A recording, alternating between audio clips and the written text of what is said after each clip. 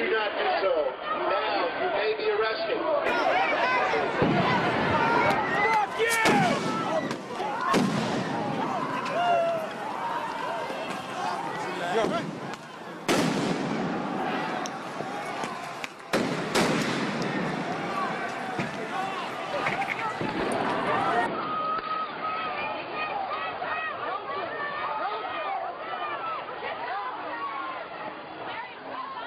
While the Occupy Wall Street movement is picking up steam across the country, from Oakland to San Diego to Atlanta to Philadelphia and various cities, even small cities across the country, it's an encouraging sign to see that people are actually getting out, getting up off their butts, getting away from the television sets, and actually doing something, getting into the streets, doing set-ins in parks, teach-ins, and those kind of things that were quite popular in the 1960s.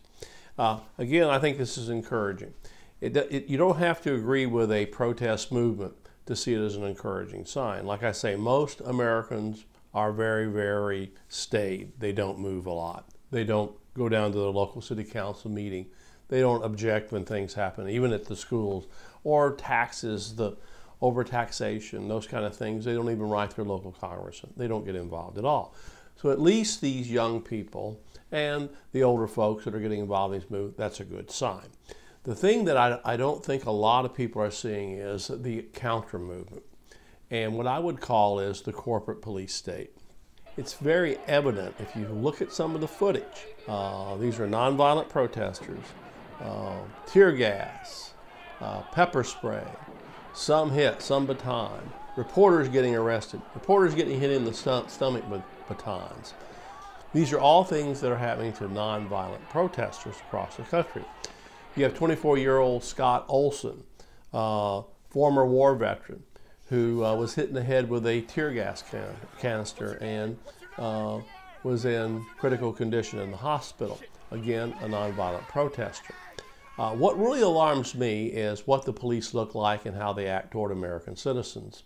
At the Rutherford Institute, we get involved in a lot of cases where police are arresting people on the street corners for just speaking or trying to speak to other people about their constitutional rights. But when you look at the Occupy movement, you see something more ominous. You see the police in groups, very, very aggressive, putting down what I would say is a threat to the elite. So what the police have become in many areas of the country is the strong arm for the corporate elite.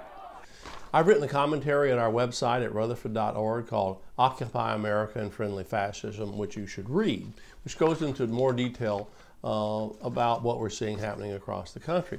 But there's also a very, very important book that a lot of people haven't read, but was influential on my thinking and a number of other people who work in the area of civil liberties, and that's Bertrand Gross's book. He wrote a book in 1980, 30-some years ago, called Friendly Fascism, The New Face of Power in America, in which he basically predicted what we're seeing happening today.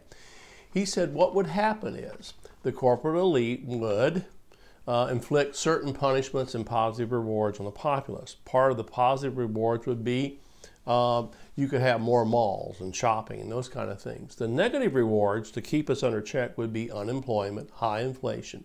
He said those things would be intentional. Now, I don't know if Bertrand Gross is right, but it seems the pattern he predicted in that book is happening right now, and it's happening across the United States.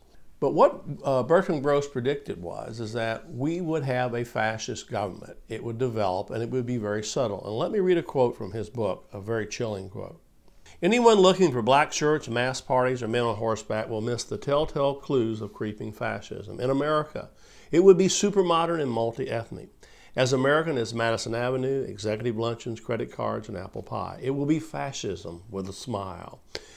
As a warning against its cosmetic facades, subtle manipulation, and velvet gloves, I call it friendly fascism. What scares me most is its subtle appeal. So what Bertrand Gross predicted was, and again I highly recommend this book, you should read it, and it's available, you can buy it online, is that we would very subtly and slowly move into a state where the so-called 1%, which basically dictates everything in America. It doesn't take a genius to figure out that the people that are running for president are either picked by, chosen by the corporate elite, in our corporate state, or they're heavily funded or influenced by. It doesn't take a genius to figure that one out. You can see it in the people who take government. Remember George W. Bush, the Patriot Act, all the things that happened under the Bush administration, the high inflation, the economic collapse. We're seeing the same thing under Barack Obama. Barack Obama is just George Bush extended. So shouldn't we wake up and figure out what has happened? Most Americans don't. We want to have faith in the system, but the system doesn't have faith in us, and that's the point. So we have to wise up here. And I think that, again, the Occupy movement, I think, should be called Occupy America. We should really get involved, show our dissatisfaction, and try to influence how the corporate elite thinks. Obviously, they're a bit nervous by the Occupy movement, or you wouldn't see the black-clothed policemen with their helmets, their guns, all their equipment, their flak jackets in the street opposing, in some cities, a handful of protesters. It's absurd. So something here at dark is happening. Again, let me quote a sentence from Bertrand Gross's book. As I look at America today, I'm not afraid to say that I am afraid. And I think we should be afraid. William Shirer, who wrote The Rise and Fall of the Third Reich, the acclaimed book about the rise of Nazism, said that he predicted, basically, that America would become the first country where an authoritarian fascist state would come to power through elections. Folks, we may have already seen that. So if you believe in civil liberties in our Constitution and you want to see a change in our country, it may be time to mimic some of the things we're seeing with Occupy America, even if you don't agree with them.